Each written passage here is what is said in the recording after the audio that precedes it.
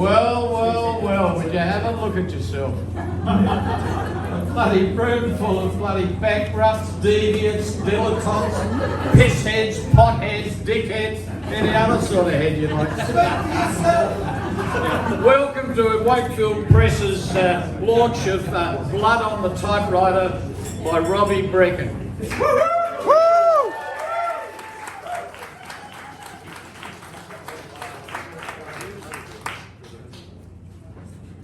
Not being a muso, a geologist, a poet, a cartoonist, a wordsmith or a wine judge, I'm fucked if I know why I'm here. Yeah, I know. I was surprised as buggery when Robbie rang me up. And anyhow, Robbie's a pal, Whitey's a pal. You can't say no, can you? We need a little bit about Robbie before we get on to Philip. Robbie has always wanted to write a book. Congratulations, Robbie, you've finally done it. Woo! Woo!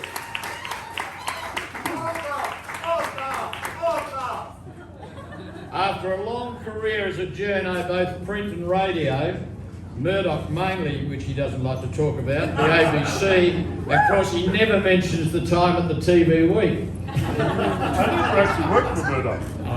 Who do you go in the TV Week? Murdoch bought the Advertiser and sold the news the day I joined the news. Who owned the TV Week?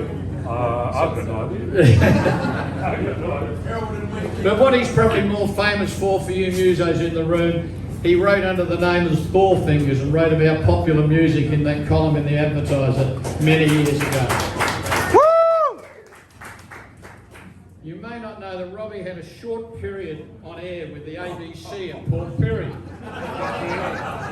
You're running out of time, sorry. Driving to Port Augusta one day, listening to the local radio, I couldn't believe my ears. The dulcet tones of Robbie Brechin, also known as the Glasgow Growl, who came out with the words, "Happy 5th birthday to Mary Lou, the much-loved family cow of the Roberts family." And a few other local messages that went there. This unrecognised Celtic dribble over my radio. Before the dual lanes, I nearly hit Port Germain. Anyway, many years later, he made his name probably in Adelaide, mainly as a radio producer. He produced for Carol Whitelock. He produced for Peter Gears, who said that? Cool. And of course, the great Ian Hensky hiding down the back, 10 foot taller than anyone else. We can see you here. Anyhow, he set about the book. And he didn't want to write a book about a footballer, Graham Corns. Didn't want to write a book about a radio star, Fatty Francis. He was just looking for a story to tell. My phone goes one day, ring, ring.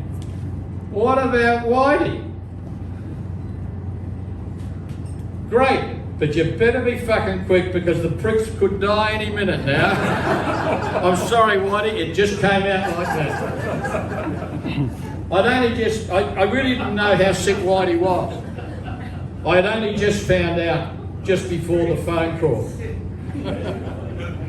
We were dining at a Bibbs Indian cafe at Ordinga. The western sun was coming in the window. Hey? Sorry. AM and Milton are coming through the door, followed by, no, not the dog, but this big, tall, lanky bugger, spurs jingling, all hat, skull earrings, snakeskin boots, and a very large, heavy Harris tweed jacket, carrying a large pillowcase. None other than himself. As I am a want, I gave Whitey a hug. The jacket was empty. Then I knew he was sick. There was nothing there. And it was quite a moment.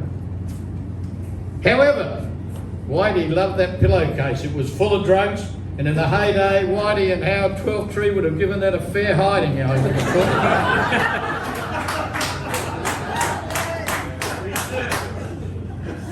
Robbie has not written a bio, but a yarn about someone who's special to Adelaide. I give you Robbie Brechin, the Glasgow Growl.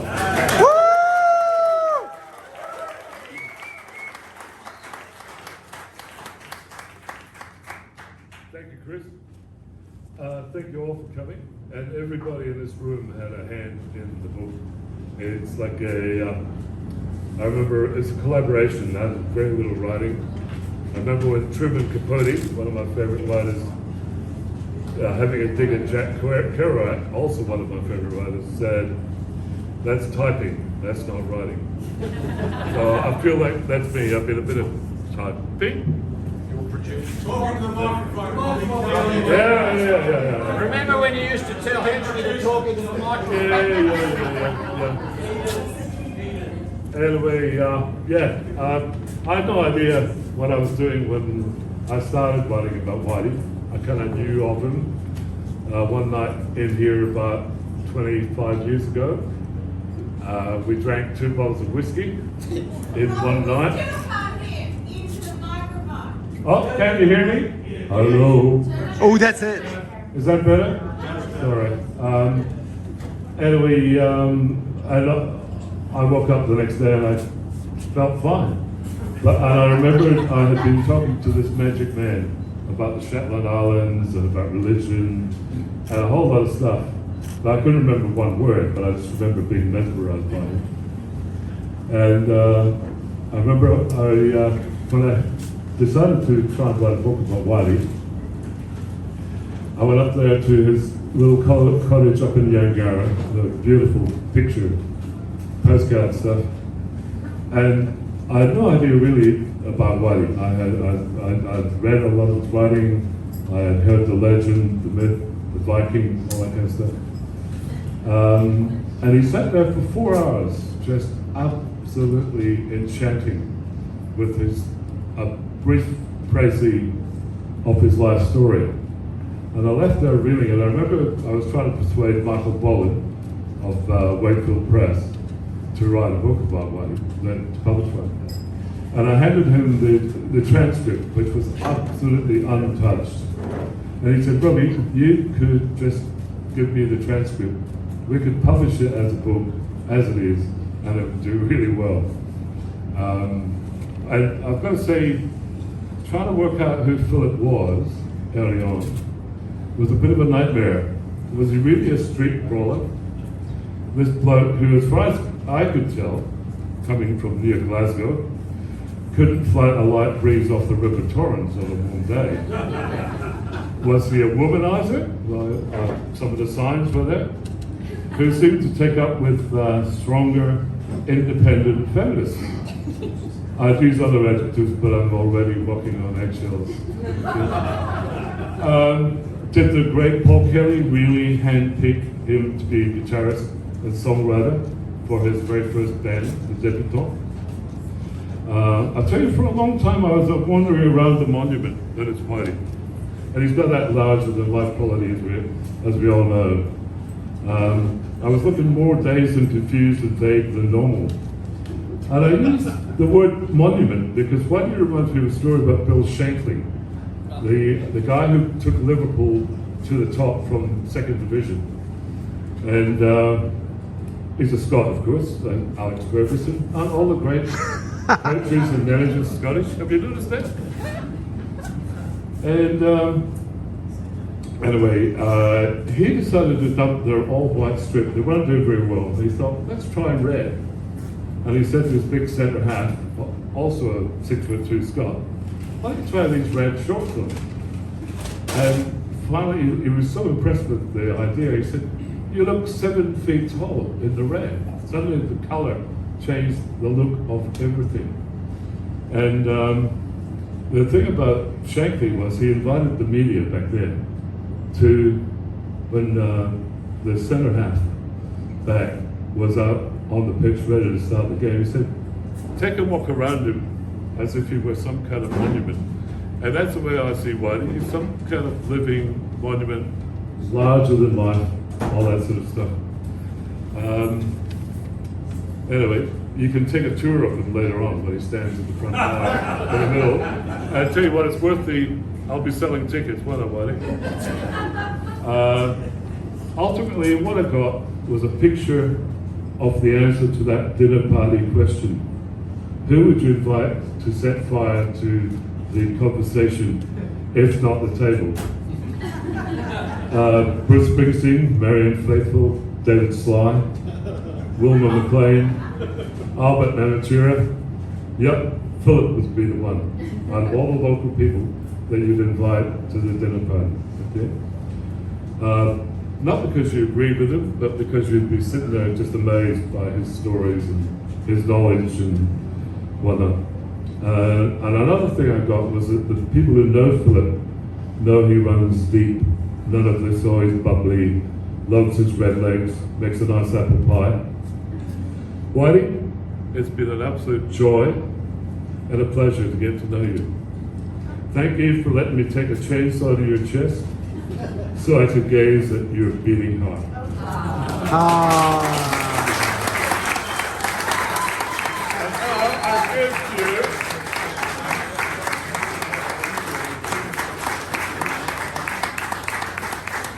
My producers just called a commercial break. We'd like to thank Kevin, Greg and the Exeter for hosting us here tonight. Woo! You are able to buy direct from the publisher in the corner, Michael Bolland and his staff from Wakefield Press down the corner. Woo! And to thank all of Whitey's mates who donated some wine here tonight.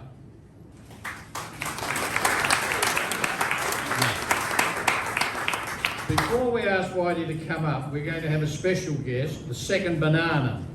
The second banana is Nick Binns, aka Rubbish Bin, the former mine host of the Exeter here. But I met Rubbish when he was a little skinny rat at Bennett and Fisher across the road from me when I was a little less this size and more his size over at Elders across the road in Curry Street. He was a miserable little shit. He never bought a drink then. I remember when his brother Spencer and him took the lease from Tom Bar Smith at the Crafers Hotel. It was a long time ago. There was a large group of us who used to go there about once a fortnight. We used to spend plenty, but he never bought any. He got to the stage, he said, "You're not coming in the dining room, Waterman. You're too loud, you're too bellicose, and your mates are even worse." So he hid us in this little private dining room. But unbeknownst to him, there was a window, which was wonderful because we could get out the window, walk around to the bottle shop and buy at bottle shop prices and put the bin 33 Leo Buring Riesling and the bin 389 on the table, and the little bugger didn't know. Probably the only time. Only time anyone's got up your skirt. Listen, Nick carved out a very, very successful career and made this pub what it is today, and long may it last. Whitey and his cohorts, yeah. Whitey and his cohorts lived, worked and held court in this pub for years. Many of us came and go for short periods of time. The Fab Petanque Club was Whitey and his mates, was born here in this pub, and he still didn't buy a bloody drink, and they used to come here all the time. I give to you the second banana, Rubbish Bins.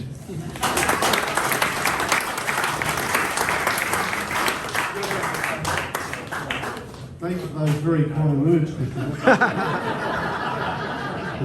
I've been very nervous about this tonight, but looking around and seeing so many familiar faces, I hope to relax a little bit. I'll hope to relax a bit. But, okay, I'm not that tall, so I'll have to... Bloody midget Catholics. I know. We've all got afflictions. We bought, my brother and I, Christopher, bought this hotel in the lease in 1985. And in the street in those days, there was only about 4 residents. There was Joff Chapel, there was Annabelle Collette, there was Steve Grieve, and there was a chap called White, which I knew nothing about this chap, but I believe that in the previous years that he was living in the apartment just 4 doors down from here. He wasn't a frequent visitor of the Exeter Hotel. He preferred a rather nicer place at North Adelaide.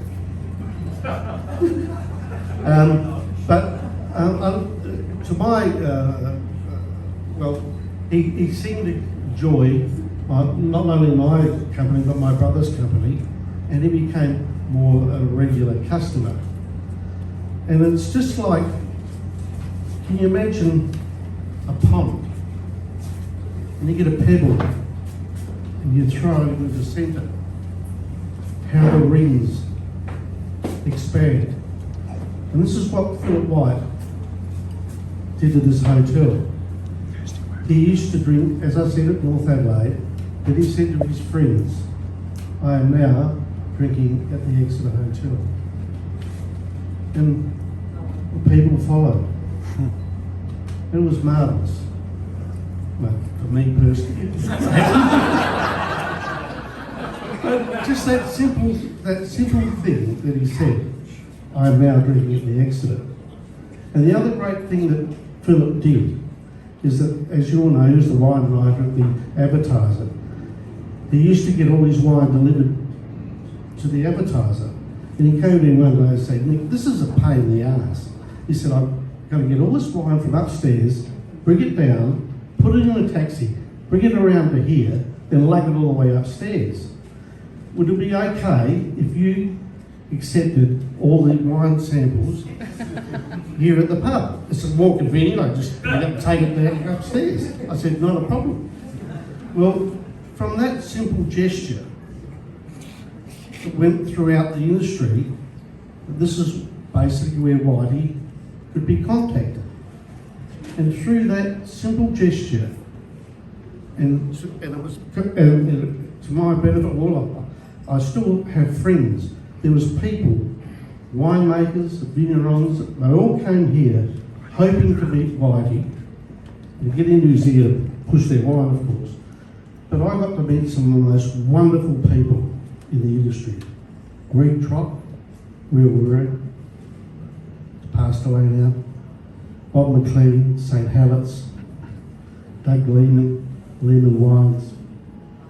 You know, rascals like Jeff Merrill, you know, Darren Berg, you know, the other characters. Then you had those wine makers and vignerons who were that dedicated to their craft. Robert O'Callaghan, Michael and Annabelle Waugh. You know, there's so many people, and I got to meet. I don't think I would have met those people if it wasn't for Philip. And this is what I call the Philip effect. It just gravitated down. I met so many wonderful people and had so many wonderful times, and it all started with Philip White. Now I'm going to finish quite briefly. There's 2 things that Philip probably doesn't realise that made this hotel what it is today. One, he introduced me a chap called Mark Shields, who is the co-writer, wine writer in Melbourne for The Age. Now, Philip, Mark used to come over and do his research and do articles on South Australia. And Philip introduced me to him, and we got on.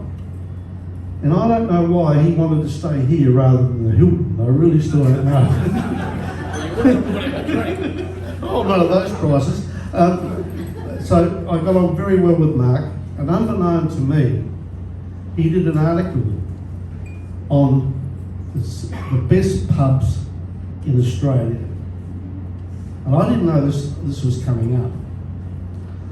So I've come to work one Saturday morning after the pubs had, no taxation people. We had a rather good night on the Friday night. And as you know, this hotel looks better in the dark than it does in the light. And there's 2 people walking past the front of the hotel at 11:04, and they've got this magazine in their hand. And in the magazine is the Exeter Hotel, the best pub in South Australia. And they've looked at the pub from the outside. They haven't really quite crossed the border at the front door, the front bar door. They've looked in, and they can see them shaking their heads. Then they've walked around to the main entrance, and they've looked in that door and walked very hesitantly in about 3 paces, and they're still shaking their head. And I said to them, "Is there anything I can help you with?" And they handed up this brochure, this beautiful magazine that was in the lift out in the advertisement. And they said, "This is the best pub in Adelaide." And I said, "Now let me explain to you what it simply means. It simply means we are a pub. We're not a hotel like the Hilton.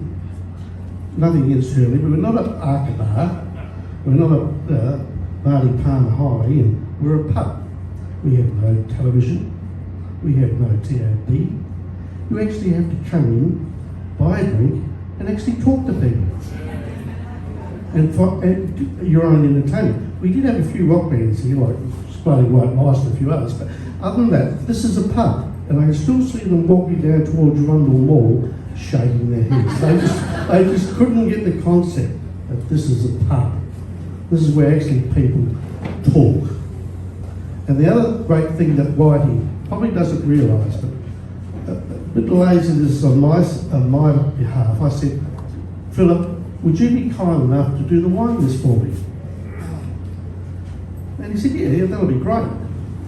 The 2 reasons was that I had no knowledge about wine as much as Philip, but also it was an easy way of pissing off reps and saying, "Look, Whitey does the wine list, don't bait me." But what he did was put a certain product on this wine list, and it's still here today. Crook. Now, Crook, I didn't know much about it, but I was formed by Philip and knowing certain matters. This is the best Chardonnay you can get. Well, by simply doing that, we put it on a lost leader. Now listen, Chris, I actually did lost money on this. South Australia became the biggest, in my years, the biggest seller of Crook in Adelaide. It was amazing. And it was so good that Philip, which unbeknown to me, found out Pat and I were going overseas for our first trip. And he found out where we were going, and he arranged for Pat and I to go to Crook and have lunch with the owners of Crook. And now I'm sitting at a table, Pat and I are there, with people from Michelin Star. It was 8 of us. And there's the owner, one of the owners, Chris Howard, sitting there. We're having a full lunch with these people with a range of champagne suited to every course. And I think on that train back to Paris, I nodded off. It was just the most memorable day, all because of Philip. And today, this hotel, under the Kevin Gregg's management with stewardship, is now the biggest seller of crude in Australia.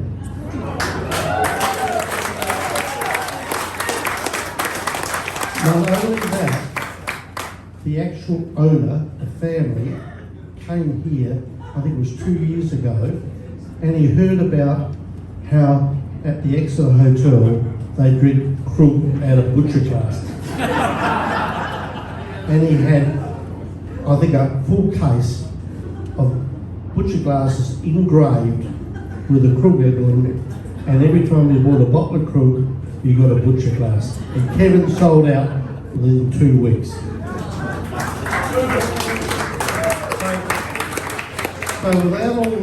So it goes back to the Whitey effect. By that simple gesture of Whitey coming in here in 1985, I've met so many wonderful people, I've had a great life, and it's all because of Philip White. Thank you.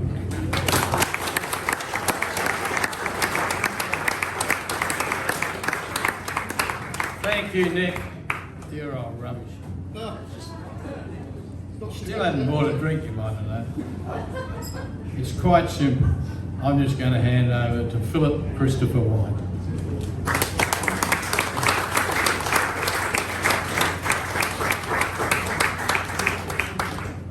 How's that? Thank you, Nick. I'm a bit overwhelmed by this because I never expected to be here. I've had a couple of real bad years, so this is an incredible event for me. It's impossible for me to thank you enough. I've got to think really hard to go back to what I was going to try and say. When Robbie came to my house, he rang up and said, Whitey, I think I want to do a book. Hang on, this is not being really bad. And I said, I would love to do that. And he came down to my house, as he said, and we drank a bottle of whiskey and talked for 4 hours, and then he went away. And in that conversation, I agreed to help him with a book about my life, which is bigger than I can comprehend. It's been a really big life. Anyway, I agreed to help him with a book, and then a couple of weeks later, I get told I've got 6 weeks to live. So I had to tell Robbie that I couldn't help him, and I left him up high and dry with the skeletal notes from that first 4 hours bottle of malt interview. I could tell that he got really upset about it because I wasn't being able to help him, and I just couldn't, because every vibration I had in my body was focusing on trying to stay alive. And you've got no idea what that's like when it's real. You don't actually think of anything else. You don't think about your driver's license or bloody breakfast. You just think about being alive. And so I left him high and dry. And during that time, I only know from friends telling me that they talk to him or whatever that he's written his book. So no one's ever written a book about me before. I can tell you this, he's a very brave man. But I have to tell you, I'm actually literally dying to read this book.